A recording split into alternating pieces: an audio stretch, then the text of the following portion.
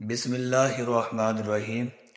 حضرت ابو ہریرہ رضی اللہ تعالی عنہ روایت کرتے ہیں کہ رسول اللہ صلی اللہ علیہ وسلم نے ارشاد فرمایا، جب تمہارے حاکم نیک اور پسندیدہ ہوں، تمہارے مالدار کشادہ دل اور سخی ہوں، اور تمہارے معاملات باہمی یعنی خیر خواہی مشورے سے طے ہوں، تو تمہارے لیے زمین کی پشت اس کے پیڑ سے بہتر ہوگی، یعنی مرنے سے جینا بہتر ہوگا۔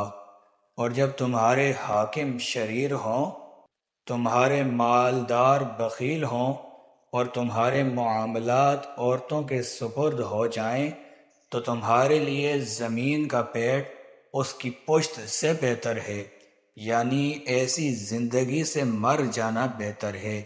اللہ تعالی ہمیں سمجھنے کی توفیق عطا فرمائے۔ ہمارے چینل کو لائک کیجئے، سبسکرائب کیجئے اور ثواب کی نیت سے شیئر کیجئے۔ جزاک اللہ خیرہ۔